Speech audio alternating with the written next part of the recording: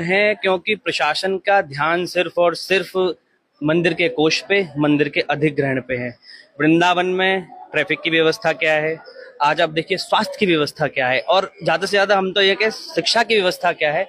कुछ वृंदावन के लिए सरकार कुछ और नहीं सोच पा रही है अन्य, और कुछ वृंदावन में कारण ही नहीं है। सिर्फ और सिर्फ कॉरिडोर ही बनाना एकमात्र उपाय है, वो भी मात्र 5 एकड़ में कितनी भीड़ संभालोगे।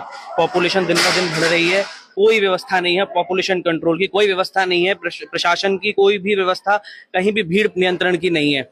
आप वृंदावन प्रवेश द्वार को रोकिए, वहां से एंट्री करवाइए, आप टोकन सिस्टम से एंट्री करवाइए। सिर्फ और सिर्फ क्या ये कॉरिडोर करके, कुंज गलियों का सत्यानाश करके, वृंदावन की पूर्ण स्थिति को, बाहर के लोगों को, भूमाफियाओं को पोषित करके ही ये सरकार जो ब्रज के मूल निवासी हैं उनका सत्यानाश करके ही कॉरिडोर बनाएगी? क्या और कोई विकल्प नहीं है सरकार के पास? कल ही मैं एक वीडियो देख रहा था कि हमारे आला अधिकारी के विकल्प नहीं है सरकार के पास।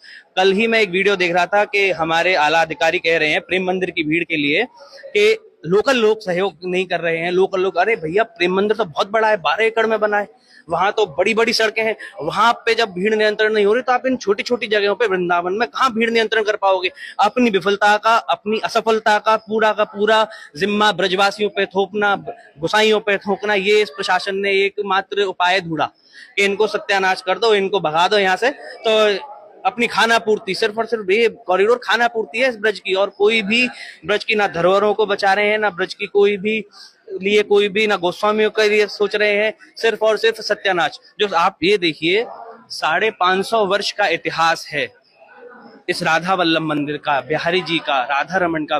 550 वर्ष, 25-25 पीढ़ियों से सेवा कर रहे हैं, हमारी स्वयं की 19वीं पीढ़ी ये सेवा कर रही है। आप इनको मिटा के और प्रशासन को ला देंगे, और प्रशासन को ला देंगे, और कुछ दिनों बाद प्रशासन में कोई मुसलमान आ गए तो भैया फिर ये हमारे सब संप्रदाय को, हमारी इस धरोहर को मुसलमान देखेंगे। तो ये कहाँ से धर्मवादी सरकार है, कहाँ से धर्मवादी ये आपने ये कॉरिडोर का जो न्यास का जो थोपा है सत्यानाश करने के लिए। हम अपनी आने वाली पीढ़ी को देंगे क्या? हमारी क्या धरोहर बचेगी जो हम अपनी आने वाली पीढ़ी को देंगे? सबका नाश कर दो, सिर्फ ये दिखाओ कि यहाँ बड़ी बड़ी बिल्डिंग है, बड़ी बड़े न्यास है। अब आपकी क्या मांग है? मांग ये है कि और भी विकल्प है, और भी भीड़ मैनेजमेंट के उपाय हैं। आप IITians को बुलाइए, आप AI है, AI का इस्तेमाल कीजिए, कैमरे लगाइए, उसमें देखिए किस गली में से कितनी भीड़ आ रही है। अगर मुझसे बात की जाए तो मैं स्वयं कंप्यूटर साइंस से पढ़ा लिखा हूं, और मैं खुद बता सकता हूं कि भीड़ नियंत्रण इस प्रकार से AI की हेल्प से करी जा सकती है।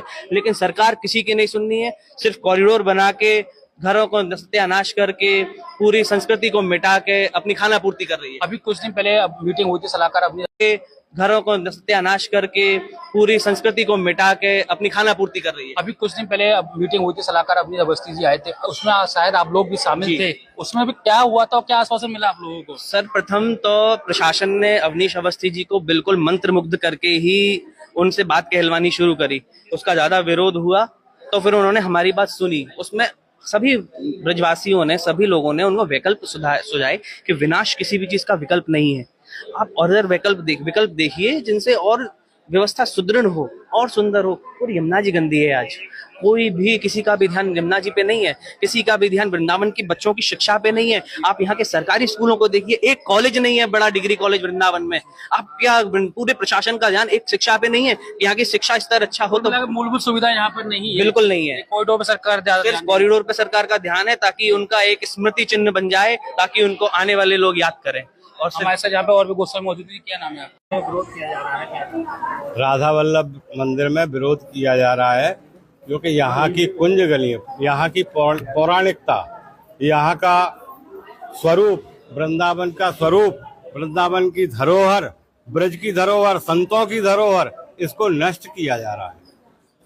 और यहाँ कॉरिडोर बना के ये दिखाना चाह रहे हैं कि यहाँ कोई नृत्य होगा, या यहाँ जो है डांस होंगे, यहाँ ऑफिस बनाने जा रहे हैं, ये ऑफिस वो ऑफिस। इन सब ऑफिसों की यहाँ क्या आवश्यकता है? लैट्रिन बाथरूम क्यों नहीं बनाए जा रहे हैं?